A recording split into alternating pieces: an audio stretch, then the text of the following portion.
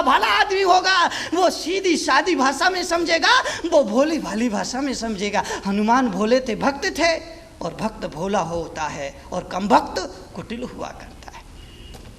हनुमान ने कहा, माँ मुझे तुम्हारी ये हाई फाई भाषा समझ में नहीं आती। श्रृंगार कर रही हूँ, सिंदूर लगा रही हूँ, सौभाग्यवर्धक है, सौभाग्य सूचक है, ये मुझे कुछ समझ में नहीं आ रहा, साफ साफ कहो क्यों लगा रही हो। सीता ने कहा, अपनी स्वामी के लिए ये श्रृंगार कर रही हूँ। हनुमान ने कहा, फिर वही बात, फिर वही भाषा, फिर वही लैंग्वेज, मुझे ये भाषा समझ में नहीं आती है। मैंने पहले भी कहा कि आप साफ कहिए, स्पष्ट कहिए कि ये क्यों लगा रही हो। जब हनुमान ने बार बार कहा तो सीता ने कहा कि हनुमान, ये मैं इसलिए लगा रही हूँ कि सिंदूर के लगाने से राम जी प्रसन्न हुआ करते हैं, बस इसीलिए मैं सिंदूर लगा रही हूँ। हनुमान ने कहा, बस माँ बस, समझ में आ गया, आ गया, आ गया, बस समझ में आ गया। हनुमान जाने लगे, वापिस जाने लगे। सीता ने कहा, रुक रुक रुक। बोले, बस अभी गया और अभी आया। बोले, कहाँ जाता? बोले, अभी आया, ये मत पूछो कहाँ जाता हूँ।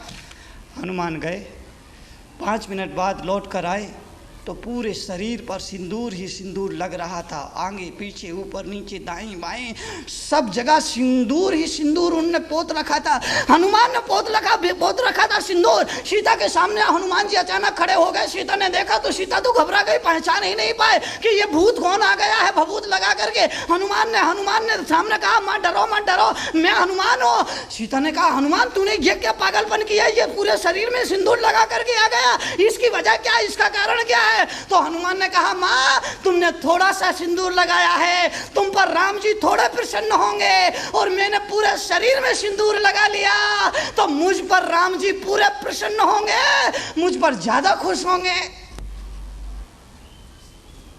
भोलापन, चित्त की सरलता, मन की पवित्रता, हृदय की उदारता, लाड़ पर प्रभु रिजा करते हैं, इसी पर तुम प्रकट कर है। जब आदमी अपनी बुराइयों को नहीं देखेगा और उन्हें दूर करने के लिए प्रयास नहीं करेगा, तब तक उसके जीवन में कोई क्रांतिकारी परिवर्तन होने वाला नहीं। प्रतिक्रमण का मतलब तुम्हारे जीवन में जो आज बन गया है वो केवल इतना ही बन गया है कि मक्का गया, हज किया और बनकर लौटा हाजी। आजमगढ़ में जब पहुंचा तो फिर पाजी का पाजी। आदमी मक्का जाता है, हज करता है, हज करके वापिस आता है, लेकिन वापिस आने के बाद अगर उसके जीवन में बुराइयां कम नहीं होती है, अगर उसके जीवन में अवगुण कम नहीं होते हैं, तो उसके जीवन में कोई परिवर्तन नहीं होता है, उसके जीवन में कोई क्रांतिकारी परिवर्तन नहीं आता है, उसके जीवन का कोई कायाकल्प नहीं होता है। अरे मक्का जाने का अर्थ है, और मक्का जा करके हज करने का अर्थ केवल इतना ही हुआ करता है कि मनुष्य के जीवन में जो बुराइयां हैं उससे बचे, मनुष्य के जीवन में जो अवगुण हैं उससे बचे। और अगर उससे नहीं बचता है तो वो बिल्ली की कहानी तुमने सुनी होगी, सुनी है? कौन सी? 100 चूहे खा के बिल्ली हज को चली। 100 चूहे खाने के बाद बिल्ली हज को जाती है, और हज करके जब वापिस आती है और उसके सामने अगर कोई चूहा आ जाया करता है तो वो चूहे पर झपटा मारा करती है, चूहे पर पंजा मारा करती है, और पंजा मार करके उस चूहे को पकड़ लिया करती है और अपना गिरास बना लिया करती है, अपना भोजन बना लिया करती है। वो बिल्ली और कोई नहीं, वो बिल्ली तुम ही हो। मंदिर जाते हो, मंदिर में कसम खाते हो, मैं क्रोध नहीं करूंगा, घर पहुंचते हो, भोजन समय पर नहीं मिलता है, पत्नी पर बरस पड़ते हो, भोजन में नमक कम होता है, थाली उठाकर फेंक दिया करते हो, वो बिल्ली तुम ही हो। कसम खाने के बाद कि मैं क्रोध नहीं करूंगा और क्रोध करने लग जाते हो। कसम खाने के बाद कि मैं झूठ नहीं बोलूंगा, वो अवसर आता है झूठ बोल लिया करते हो। कसम खाने के बाद कि मैं किसी को सताऊंगा नहीं, लेकिन वो सताने के लिए याद। कसम खाने के बाद कि हम दुश्मनों के साथ मित्रता का व्यवहार करोगे, लेकिन दुश्मन को देख करके नाक मुंह सुकोड़ लिया करते हो। कसम खाने के बाद कि अगर कोई मेरे दरवाजे पर आएगा भूखा प्यासा, मैं उसे रोटी दूंगा, उसे पानी पिलाऊंगा, लेकिन जब कोई आता है तो दरवाजे बंद कर लिया करते हो। वो बिल्ली और कोई नहीं, वो बिल्ली तुम ही हो, जिसके बारे में दुनिया में कहा जाता है कि 100 चूहे खा के बिल्ली हज को चली।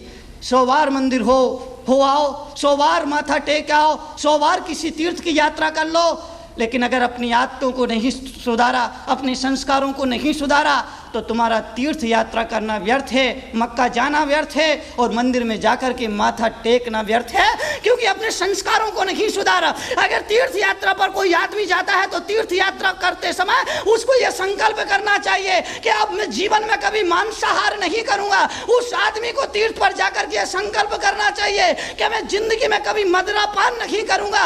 उस आदमी को तीर्थ पर भगवान के चरणों में बैठ कर यह कसम खाना चाहिए कि अब मैं जुआ नहीं खेलूंगा, अब मैं चोरी डकैती नहीं करूंगा, अब मैं झूठ नहीं बोलूंगा, अब मैं किसी को सताऊंगा नहीं, अब मैं किसी जीव की हिंसा नहीं करूंगा, अब मैं व्यापार में मिलावट नहीं करूंगा, अब मैं रात्रि भोजन का त्याग कर दूंगा, अब मैं आधा घंटे का स्वाध्याय करूंगा, अब मैं क्रोध का निमित्त मिलने पर अपने पर नियंत्रण रखूंगा।